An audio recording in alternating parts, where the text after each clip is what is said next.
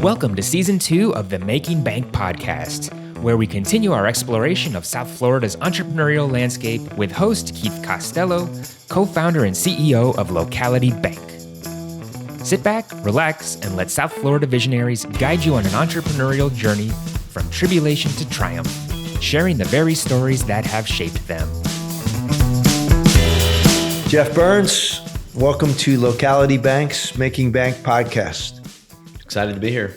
Well, thanks for having me. We're glad we got you signed up because you got a great story and you've accomplished a lot, and so we're anxious to share that with everybody out there on our podcast audience today. So I'm going to start. We're going to take it back to where you got your start. Where'd you grow up? Where are you from?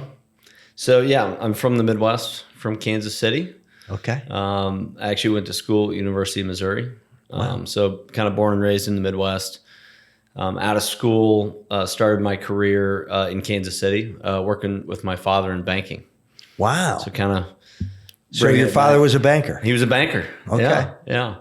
And so, very, interesting way to start in the business. I always field the question from a lot of people looking to get into development. They say, how do I start? I always tell them banking. Banking's the best way to start because you're learning about deals and how they work on paper, right? You're learning about the economics. And as a banker, this, you get an opportunity to underwrite all different kinds of whether it's property types, even businesses, and so it was a good way to not just learn the business, but understand where I might play a role in the development side. Interesting. Eventually. So growing up in your house with your dad was a banker. Yeah. So, when you were growing up, so bankers are not necessarily known as entrepreneurial. No. Right? Okay. No. So growing up in your household, how did you have jobs, side jobs? Did you work at the bank, or did you I'm talking about in high school, like before you? Oh yeah. No, I think I started my first company when I was, I was probably 8th grade. Wow. Odd jobs, Jeff, Andy, Billy, odd jobs. So a couple of buddies of mine, we got together and we were, landscaping, moving furniture around a house, get decorations up for a holiday. I mean, you named it. Odd jobs. It was just about everything. Cool. Probably the first good lesson in self-value because we were really undercutting the market on price. we realized why we were popular and people were hiring us was because, we were significantly less than the cheapest manual labor out there. So, but yeah, I got started doing that and then worked in, actually I started the landscaping business after that. I got smart enough to hire all my friends and not actually be the one that had to go out and do the work. There's a lesson. Yeah. Learning from my first kind of go around and then everything. I mean, I worked at a car wash. I mean, I always had a summer job. That was the thing growing up in the Midwest. You worked, And then so when you graduated from college, was your first job at a bank? So my first job was, so my dad had a mortgage business. Okay. And it was kind of unique.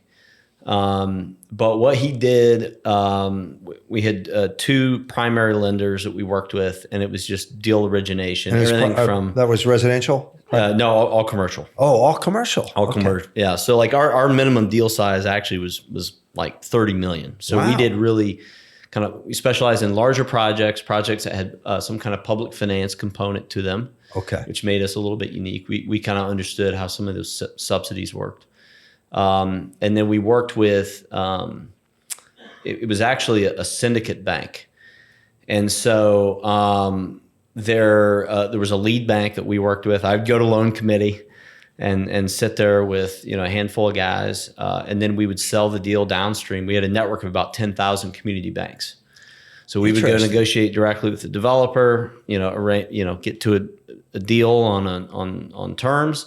I'd go on the loan committee. They'd, give me hell for about an hour. We'd come back out with new loan terms. I'd have to go back to the developer and smooth it over. But no, we'd eventually, once we had a signed up deal, we would host, and these are all community banks out in the middle of Kansas, Missouri, Interesting. Iowa, Wisconsin, and these were banks that they had no way to diversify out of their local economy. So little rural banks out in the middle of nowhere, and they were making tractor loans and doing other things. But this was a way for them to diversify out of their local economy and get involved in a real estate deal. So they bought in little slices, 500,000 to up to $1 million. Like the big ones would take $1 million. But this be like a $30 million participation you syndicated. We syndicate out over 30 banks. Wow. And so they'd all come in to Kansas City, and we'd host a kind of a luncheon for them, talk about the deal, answer questions, and then we'd open it up and we'd subscribe it usually about 10 to 20% over, because you always had some last minute fallout when they'd go back to their banks. But that's how I got started in the business. And so it was underwriting water parks, hotels, and multifamily deals, and I mean, you name it. And and you were saying that there was some of the subsidies involved in working with municipalities and this type of thing, and some of those? There were, yeah. So in the Midwest, you take a cornfield out in the middle of Kansas. It's hard to really get the economics to make sense putting a beautiful, shopping center and some apartments and, some hospitality, right? And so what they would do is they would basically come up with incentives, whether it was STAR bonds, which are sales tax revenue bonds, TID, TIF, tax improvement districts or TIF districts, as a way to utilize tax revenues in order to help make a deal that might not otherwise be financially viable. Okay. And so we did that. We did some historic tax credit deals, which were kind of interesting on the housing side of things. And so then that helped you later, which we'll get to. Yes. Right? Yeah. How to do that type of thing. So exactly. That's super interesting. So then you were doing that, and then what's your next, what happened after that? What was your next did that for a little while. Yep. And then we were up in Milwaukee, Wisconsin, looking to, generate some business up there. And I'd met with a developer that had a 30-story high-rise condominium project planned. And this was, 2006, timeframe. Mm-hmm. On the banking side of things, I guess we kind of started to see things a little bit, quicker than everybody else in terms of this housing bubble. Yeah. And, it was challenging because, I was competing against, Chorus Bank. Oh, Jesus. Who was doing 90% non-recourse deals and, Right. I mean, just crazy. Built half the condos in Miami. Right. They absolutely did. And they took them all back, Right. So we tended to kind of stay away from the condominium for sale stuff. Yeah. But this is what this guy had planned, and I basically told him as much, when we met with him, and he's like, thanks for nothing, and went our ways, went back to Kansas City, and I got a call from him about a week later, and he says, I haven't slept since you've been here. I think I'm really interested in your opinion on why the condominium's not a good move on this project. And I explained to him a little bit what was going on, and Milwaukee didn't have a real deep condominium market anyways. Right. Certainly not like Chicago. So he says, well, what do I do? I said, well, you should do rentals. He says, well, I don't know anything about rentals. This is all I've ever done is for sale. So long story short is he says, well, I'm going to pay for you to, fly back up. I want to meet with you again. I flew back up, met with him, and he convinced me to leave the banking business and partner with him on the development side. Wow. And so that's how I kind of transitioned over from banking to development. Interesting. Which, was, as you can imagine, for my conservative banking father, a little scary, for You're going over to the dark side. He says, what are you doing? You're crazy, Right. These guys are all cowboys, and it was just kind of against, the way he kind of thought. But I had always found it to be very interesting, the creative aspect of development. I always thought it was very interesting as I was looking at deals as a banker. I would say, well, you just take this piece of property that's nothing, or it's vacant, or it's underutilized, and you just create, something out of thin air. Yeah. And I always found that very compelling, and I think that's what kind of drove me to go that route versus. And if it doesn't work, you just give it back to the bank. yeah, exactly. No. Yeah, especially back then, Right. But no, it was kind of a pivotal moment. It was before the recession and all that. So you did this multifamily project in Milwaukee. How did that work out? Well, it took us a while. It took us a while. Here's a guy with no real experience, and really the guy who I joined didn't have a tremendous amount either. He had been doing townhome projects prior. Okay. So, did you get through it? Okay. I mean, we did, because coming into that period of time, it doesn't matter what you're building, it was going to be tough, right? Well, 2008 happened. Yeah. Right. And we still hadn't got the project going. Uh-huh. Banks weren't lending and investors weren't investing. So we found ourselves in a bit of a position where we had to regroup. By then it was just me and two other partners. Yeah. One of the partners is at the time a kid, a young guy in his 20s from Hong Kong. And had some family money over there that had some interest potentially in some development. And so we were able to shift gears by doing a couple things. Number one, we went HUD 221 D4 route on our first mortgage financing. So, they always say HUD is the lender of last resort. And in this particular instance, it was our only option, really. I don't think any other bank out there at that time was lending on these types of projects. And they certainly weren't going to be lending to some guys with the limited experience and balance sheets that we had. But I knew the HUD business. And so we kind of shifted gears, decided we were going to go after the HUD money. And then we raised, we went to the city and we did a TIF, $9.3 million TIF. Which that helped from your previous experience. Yeah. We had to explain. I think up there they had 18 city aldermen, and we had to explain to all of them what that was and why it wasn't just giving developers money, how that benefited their constituents. So that was they always talk about lobbying. And I would go up Monday through Friday, and I would literally wait in the lobby, for one of the aldermen to walk in, and then I would accost him. And beg him for 5 minutes at a time. And then I would sit down with him and try to convince him that what we were doing was the right thing. And we got that done. Just to put it in perspective, how old were you at this time? Like in 2006, 7? 2006. So I was probably, I was mid-20s. Wow. Yeah. So that's incredible experience at that age to be in that situation. Yeah.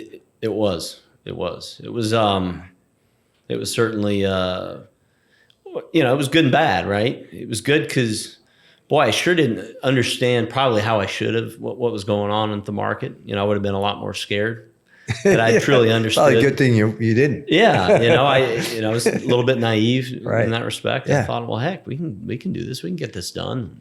When, boy, the odds were stacked up against us. But a lot of people saw a young guy coming and they said, what does he know? And so it was difficult. Some of these aldermen, they didn't really want to listen to me.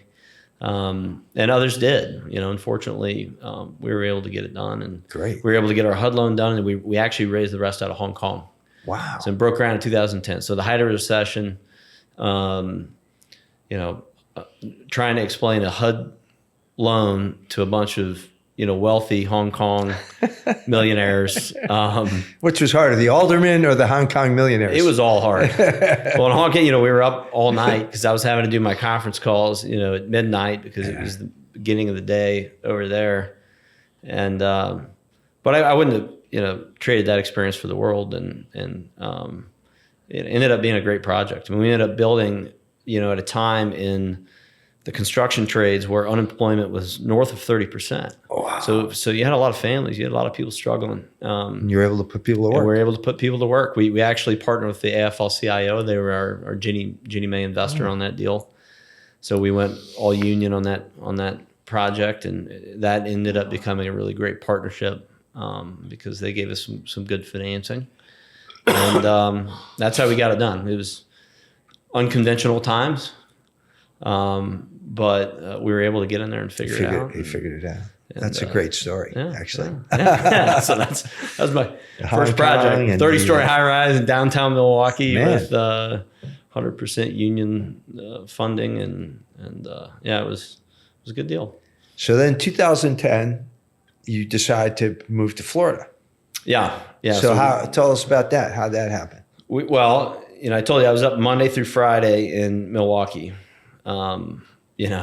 freezing my butt off. My wife at the time was in Kansas City as a teacher. So she was teaching Monday through Friday, and I was gone, Monday through Friday. So we'd come back. So you'd be in Milwaukee Monday through Friday. Yeah, I'd be in Milwaukee, come back on Friday. We'd have dinner, we'd hang out, and then, but it was like, that 2010, that was one of those just really nasty, like long winters where, it was brutal. And it wasn't the cold. It was just, you didn't see the sun for like months, it was kind of nasty. And we instead of flying back to Kansas City, I said, why don't we just meet in Florida? Let's thaw out. Let's get some vitamin D. And we did that. We did that a couple times. And one of the times that we were down here, we were eating breakfast, down on Ocean Avenue, sun shining, and I looked around. I said, honey, people live like this year round. What are we doing? I love that. And she said, well, at the time we didn't have kids. So she said, she says, I'll move. And I thought, well, at that time, my staff was up in Milwaukee. So I thought, a couple more hours on a flight doesn't hurt anybody. So made the move. It was that simple. There was no other reason. I had no business interests or really even an understanding of the market down here. Wow. We just kind of did it to change our lifestyles. I think, probably a lot of people ended up here that same way, right? Yeah. You come here. I know that's why, I grew up in upstate New York. I talk about cold and horrible winters. This was the attraction for me too. Yeah. Look at everybody now, right? It's moving down here. They came down to escape the pandemic, right? And they said, wow, this is nice. Right. High quality of life, Exactly. So, yeah. So we never looked back. It's been, that's great. Good. So you were still going to Milwaukee. You still had your business up there. And then, so you moved down here, and then how do you transition? Now, weren't you a tenant at Vogel's building? I was. Yeah. Because I think that's how I initially met you way back, like when you first were down here. That's right. Yeah. Yeah. I think I beat him up pretty good on the rent too, if I remember right. Yeah. So I'm one of those people. I can't work out of the house. I've got to have an office. Right. And so even though I was up there traveling quite a bit, I was obviously working remotely. And, yes. Needed an office, and I met Vogel, and good Midwestern guy from Ohio, and just hit it off with him, and so decided to rent a little space in his building. That's interesting. Yeah. He had quite a like Corel was over there. It's like an all-star tenant list. Yeah, it was. I think we were his last tenant though. We came back right before they knocked the building down. Okay. And I had never signed it, so our last space with him was kind of a temporary space. Yeah. Until we were building out some space further up on Andrews. Yeah. And but I never had a lease with him. So he came in and he says, Jeff, we're just paying him rent. Yeah. And he says, Jeff, I sent you a notice, like the demo company is coming. I said, well, Tom, we're not ready to leave. We're not going. And so he says, well, you got to get out of here. The wrecking ball's coming. So we packed up our stuff and got out of there. All right. So then you start doing stuff down here. So how did you transition from Milwaukee, like business wise, to start doing what you're doing today? Yeah. Really kind of occurred organically in the sense that, and in fact, a blessing that I did it the way I did it. I was focused on doing everything up in Milwaukee for a while, work-wise, but living here. Mm-hmm. And but I was just developing relationships organically, like Tom and you and other guys that, I had nothing I wasn't working on anything. I didn't really have any, there wasn't a project I was trying to do or any kind of business venture. And so it was just getting to know people and getting to know the market a little bit and getting to know, how business functioned down. It's very different than the Midwest. Sure. Business is very, very different. And so did that for a number of years, the commute thing. And then we started having kids and it became a little bit more difficult to get up there. And then when I would get up there, I would notice certain decisions were being made that I may not have been necessarily thrilled with. And to be fair, it was because I wasn't there, Yeah. And so I thought, Fort Lauderdale is my home. I'm going to make it my home. And if it's going to be my home long term, I got to focus down here. And so I made a deal with my partners up there and kind of exited all that stuff and shifted focus towards South Florida in an area that I thought might be something that we could achieve some success in. So what was your first deal down here? Well, the first project was a deal in Miami. Okay. So, how it all kind of came about was, I'd started in multifamily. I knew multifamily pretty well, understood the financing, understood the construction, understood kind of the management, all aspects of it. And so I knew that's what we wanted to do. In South Florida, especially, there's two kinds of multifamily developer, right? There's the market rate guy and there's the tax credit guy. Mm-hmm. Right, the affordable housing guy. So I spent quite a bit of time just, trying to get as knowledgeable as I could on the market rate side and on the tax credit side. I was going and meeting with a lot of tax credit attorneys and thinking that might be the route to go, is to get involved in that game in the affordable housing space, low-income housing tax credit space. But I just saw, how the rules and the regulations were set up for those guys was to give them a significant advantage if anybody new kind of coming into that space. That was going to be a significant uphill battle. So so then I kind of shifted more towards, trying to understand the market rate space. But in doing so, I realized there was a huge opportunity that was being missed. And that was kind of building to that missing middle. The guy who's, getting paid a good salary and who's, has a good solid job and wants to live in a cool environment and can spend $1,700 a month on an apartment. He didn't have many options, and so I got together with my business partner, Nick Rojo. How'd you guys meet? Cigars. So we were both smoking cigars that met through a mutual friend, very sharp guy with a Wall Street background. And we just kind of invested in some stuff as friends, as buddies, and somewhere along the line, I said, I said, listen, I really want to kind of shift focus and start focusing on development in South Florida, and why don't you join me? And he did. So Cool. He kind of left what he was doing, and then we started the company, and our primary focus being, how do we build Class A luxury, beautiful product at Class B rents? Mm-hmm. So how do we build to that missing middle? We didn't have all the answers for that initially, but I thought, given my public finance background, given how we had structured some of these deals in the Midwest, maybe we could implement some similar strategies down here in South Florida, but instead of doing it for purposes of economic development, doing it for purposes of economic development and housing. Mm-hmm. And that kind of became our core strategy. So the first project was in Miami? Got involved in a deal late. There were some cowboys down in the affordable housing space down in Miami that got themselves in trouble. several years ago, and we got brought in to try and finish out a project that had kind of, I guess, fallen by the wayside due to some issues with one of the developers. So we picked that up, not really knowing. One of the reasons we did it was because one of the people that had a significant interest in that was a guy named Jack Manning with Boston Capital. Mm-hmm. Very, very well respected guy in the not just the industry, but especially in the housing industry.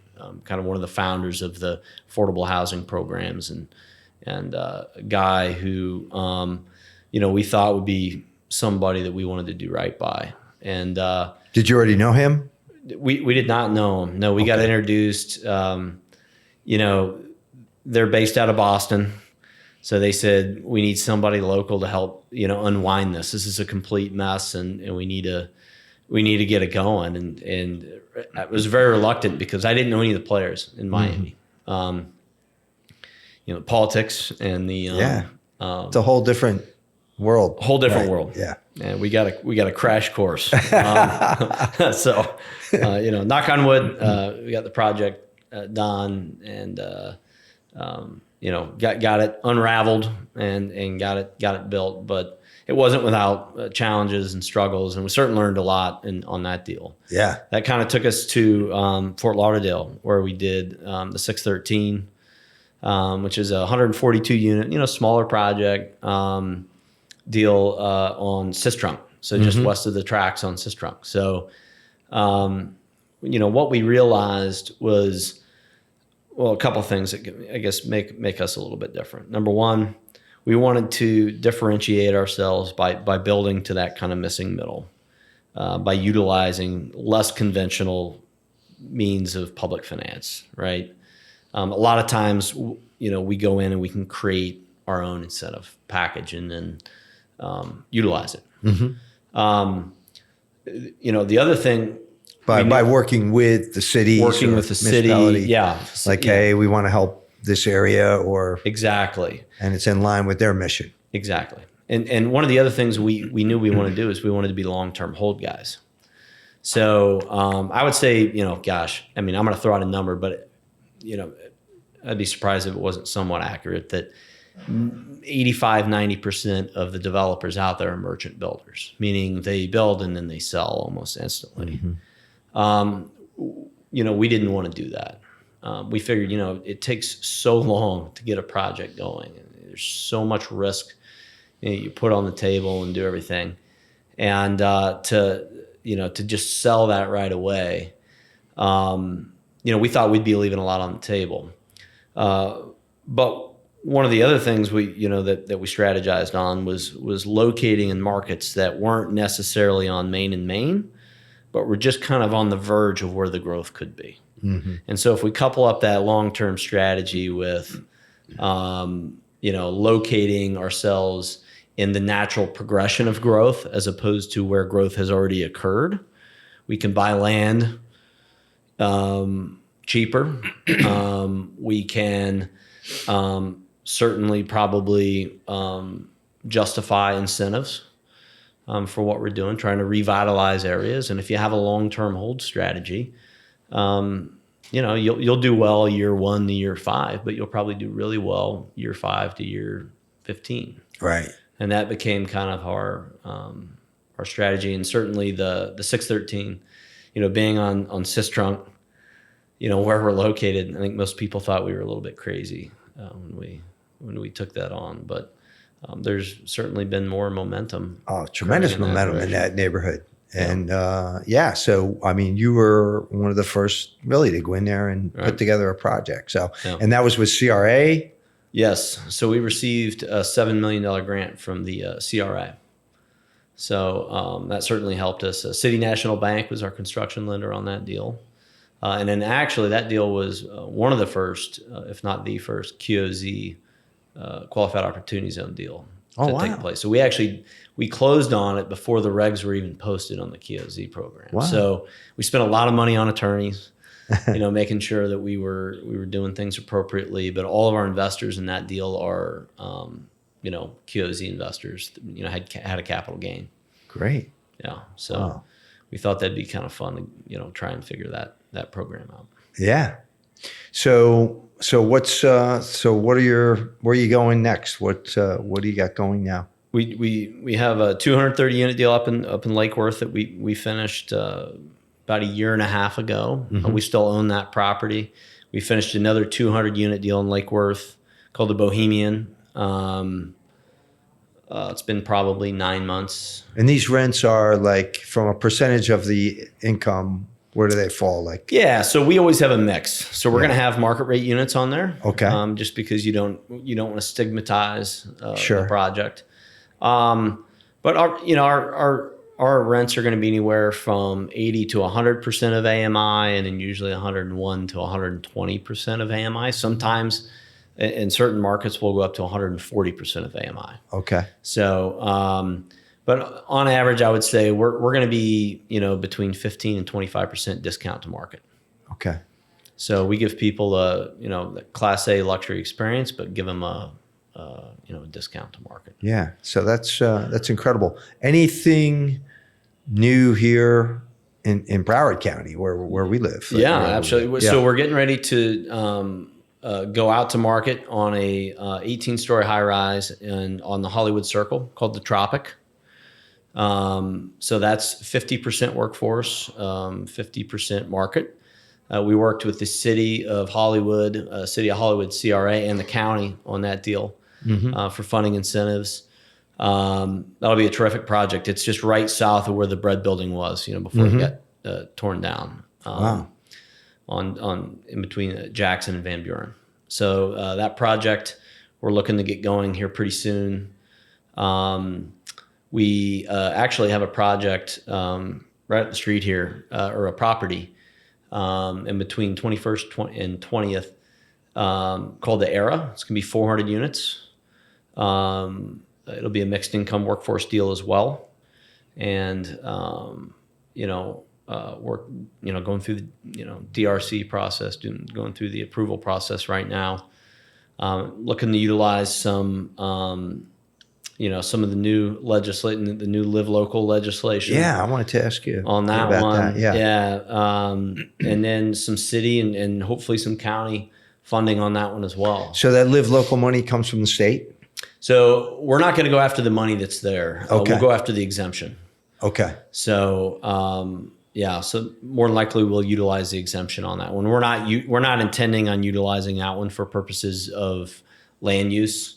So when you say exemption, is that a tax? It's a tax exemption. So, DeSantis signed into law Live Local Act, which has a number of different things it does for housing, directing a lot of money that was previously in Sadowski that never made its way Right. to housing is now going towards housing, which is terrific. Yeah. There were some other things. There's two main components that we're focused on. There was a tax exemption. So if you have units that fall within the workforce housing range and you're able to qualify and meet the steps and meet the criteria, then you would qualify for a 75% tax exemption or an abatement, if you will, on units that are up to 120%. And if you go up to 80%, you get a full abatement on those units. On the ones that 80% of AMI? Yeah, just the units that meet that criteria. Okay. And that's what you call workforce, right? It's the 80%. That's good. Yes. Yeah. Workforce, the state statutes between 80 and 120%. In Okay. South Florida, they've gone up to 140 because it's South significantly Florida. more. Yeah. So, it's so crazy here. Yeah. Yeah. But So you don't do any what would be considered like the low income housing or affordable? no. Okay. It's all we haven't. I mean, the Miami deal. the Miami that was deal, a tax right. credit deal. Okay. That was. No, we don't do any of that. Okay. That hasn't been our strategy. A lot of good guys out there doing it and building great projects, but that's not our. But is that because that's a harder area to crack into, or do you just see more opportunity in the workforce? I guess I got to be careful. I don't want to knock the affordable housing Sure. business because it's exciting. And by the way, you're doing great things for people that really Absolutely. really need the help. But for me, it became very, very programmatic. They're the guys that are very, very successful in that space. It's all a numbers game, right? And if you're going to do the 9%, especially, you're going to be shotgunning out, applications. You're going to be going out and making offers on properties that you maybe, more times than not won't close on because, you'll not hit a deal. So it became very, very volume based, in my opinion, in order to do a really good job. And we would rather do less deals and do a really good job at those handful of deals, and do things outside of the box. It's the program, affordable housing programs were written a long time ago, and while some has changed, a lot hasn't over the years. So, and there's some huge players in that affordable housing area, right? Yeah, So, absolutely. and it seems like, so your organization that you've built is like how many employees you have, and you guys seem pretty nimble and we are, right? Yeah, So- no, we are. We're about 8 people. We recently brought architecture in house, so we do all of our design in house now, which is exciting because we get to control our process, and our product. So that's given us an advantage, timing wise as well. Yeah. Being able to move quickly on certain sites and deals. That's awesome. And You've also been able, I guess, to raise money from institutions and be able to fund equity that way. Yes. So yes, 2 years ago, my partner Nick and I started Affiliated Housing Impact Fund, which is comprised of primarily local police, fire, and general employee pension plans up and down the state of Florida. And it's a fully discretionary fund, so we have the ability to go out and execute on deals, so long as it fits in our box, right? And that's been huge for us. We also have a couple of very successful family offices that we work with. One in particular that has significant capacity, and that sometimes we'll utilize the fund alongside the family office as well, and partner with them.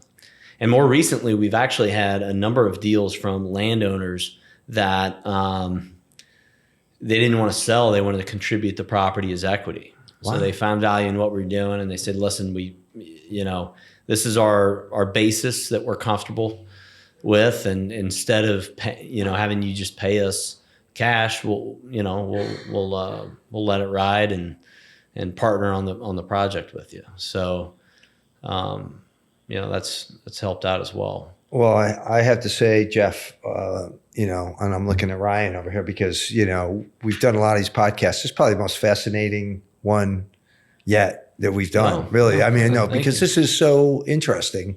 And I don't think a lot of people understand this area, of what you're doing, workforce housing, and what a service it is to our community as well, right? So it's great to be able to, have a successful business, make money, but also help improve the, not just Fort Lauderdale, but obviously Lake Worth, Miami, all these other areas that you're doing business in. So, thank you. So now we're going to move to the lightning round, which is just a series of quick, questions, which I think Ryan has prepped you for a little bit, but but we're going to just throw them at you. And, so what's a favorite book? So my favorite book is Kitchen Confidential.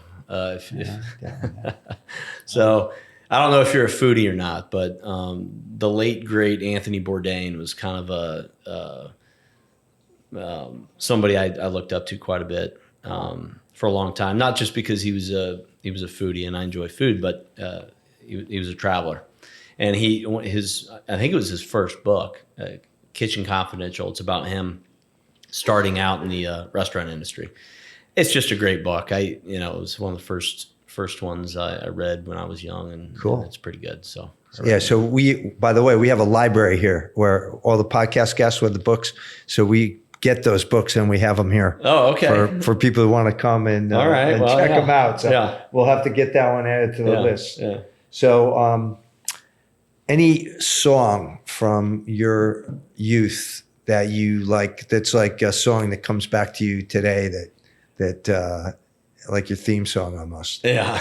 I don't really have a theme song. There was a lot of Aerosmith back in the day, you know. You did say on there that you were ashamed to admit. So I'm going to go ahead and say, New Kids on the Block was a pretty popular band when I was a little one, and went to a concert when I was a kid. And so The Right Stuff was one of the songs. There you go. That, if it comes on, we'll have to play that in the background. I'm gonna know the words. We'll play that in the background when we post this. So, what's one thing that you're grateful for? My family. Yeah. Just just having a healthy, happy family. That's all you can ask for in life. So that's very important. Yeah. How about a movie or any streaming show you're watching that you think is really good? Boy, I'm not a big movie buff. Okay. So, but I do get into, again, a lot of the shows on Netflix and whatnot. I would say Peaky Blinders is a pretty good one. That's awesome. That's one of those that right at the end, you're exhausted, but you have to watch another one. They always got you on a cliffhanger on that one. So definitely. Yeah, it's a pretty good one. So how about best moment and worst moment in business? Best moment and worst moment. I would say worst moment in business.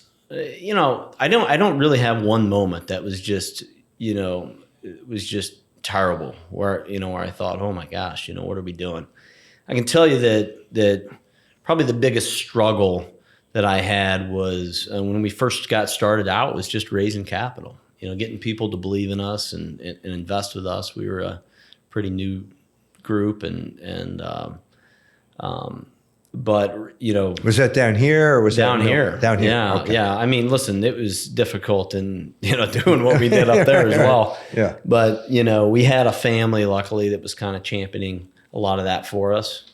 But when we had to do that, when we did the Qualified Opportunity Zone Fund, that was a big challenge. Mm-hmm. How much did you have to raise for that? And it was about 13 million.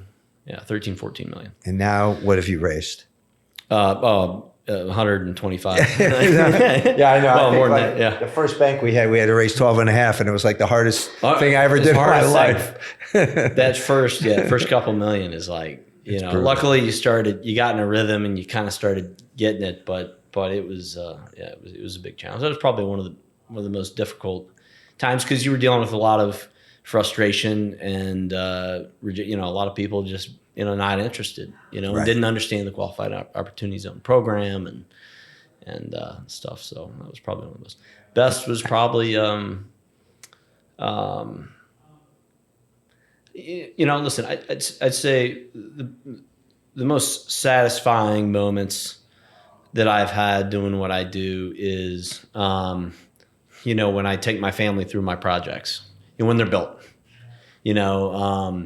Wow. I take them through at different stages of construction, but when they're complete, you try to get yourself in the head of an 8-year-old or 11-year-old, and they just can't believe, like, what do you mean? Like, you built all this? Of course I have to explain. No, I didn't. But I didn't swing a hammer, however. But you had the idea. And that's where it comes from, right? Yeah. It came from your mind. Yeah. So, yeah. I mean, that's the crazy thing about everything when you think about it. Yeah. So, what about a favorite restaurant? You said you're a foodie. And hopefully local. Let's keep it local so we can go there. So, yeah. I'm a creature of habit. Mm-hmm. So, it used to be Valentino's. Okay. And now I go to Canyon quite a bit because it's the same spot. Right. Yeah, I mean, I would say that my favorite one is Cafe Seville. that I go to. I love that place too. You know, great food, great atmosphere. Every time I'm in there, it's always a good time, and service is always fantastic. It's one of my go-to spots. Those great little local restaurants where the owner's always there. Yeah, you know, yeah, Joey, you know, Joey and Cafe Vico's another one. Exactly, you know. Vico, Anthony's, Runway, you know, all of them. All those local spots. Who did you have a mentor, and if so, who was that? Yeah, it was my father. That's great. You know, you learn stuff from your father that you probably wouldn't learn from anybody else. What he taught me more than anything was the values involved, which translate over to development. And really kind of our core principles of our company today are based upon a lot of the things that he instilled in me. But yeah, he was definitely a mentor and somebody that, you know, to this day, I try not to stress him out by calling him with. So he's still living? Yes. That's awesome. Yeah, he's still living. And is he in Kansas City still? He's in Kansas City, but he spends time here. So he's about half the year down here. You know, they've got a condo on the Galt. And then, nice. You know, half the year in Kansas City. Cool. So, that's great. Yeah. And for what about so you've had to work with a lot of banks and financial institutions through the years. So was there one time when somebody really, like you said, City National did the loan on your place down there? Was there a time, or do you have any advice for anybody who's looking for financing on how to go about that? Well, it's getting harder right now. I mean, you know, sure. We talked about this at the last meeting, but I can tell you lending is going to get much more difficult, I think, as the year goes on and even into next year. I think a lot of banks are starting to pull back a little bit, you know, doing some existing business, existing relationship business, but certainly doing a lot less new relationship business. And I think that's going to have an impact on things in our market. You know, my advice is, you know, we all go through cycles, right? And we go through different times where things are ever changing. You know, the construction market's been a huge challenge for us in our business lately. Lending, I think, is going to be something that people are going to struggle with, and capital raising. You know, a lot of capital's on the sideline.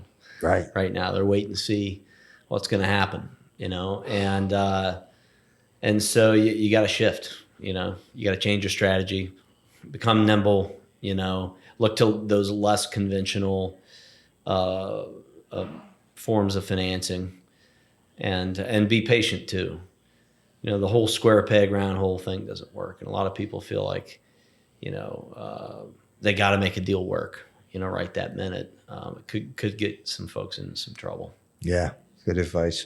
What advice do you have for people listening who are saying, you know, hey, I want to do that, or, you know, how could I become a developer, or how could I start banking? Now, what advice do you have or any entrepreneur out there who's listening? What advice do you have for someone who wants to start their own business? Relationships are everything. I mean, forge relationships. And really surround yourself. I think, you know, I've seen a lot of the people that are far, far more successful from me, and I try to take cues from them. You know, Bob Moss is somebody I admire greatly. And surround yourself with people that are the best in the business, you know, enable them, you know, be a good leader. But really just, you know, forge valuable long-term relationships. And take on business with a long-term outlook on things, you know, definitely in real estate and banking and a lot, you know, construction, a lot of different other industries. I think that'll help you maintain longevity over time. Absolutely. I mean, that's great advice. I mean, you think about any business you're involved in, it's a long-term game, right? It's about those relationships that you build and nurture through your career. So yeah, for sure. Want to thank you a lot. How can people get in touch with you? That's a good question. I'm actually one of the, and I'm a little bit embarrassed to admit. Okay. I am on LinkedIn. Okay, there you go. That's one way. So people can get you on LinkedIn. But I am not on the other social media platforms. Okay. You know, a dad of 3 daughters. And you have a website people can go to? Do have a website, affiliateddevelopment.com. Awesome. We're actually in the process of revamping that, which I've been putting off for years. Okay. So hopefully it'll be updated here in the next couple of weeks. But all right. those are the two ways. Well, it's been a fascinating conversation. Maybe we'll go across the street to Tap 42 and have a cocktail. Yeah, let's do it. All right, Jeff. Great. All right. Thank you. All right. Appreciate it. Thanks for tuning in to Locality's Making Bank podcast. Be sure to subscribe on your favorite podcast platform to catch the latest episodes, and visit localitybank.com today to learn more about all the benefits of banking local.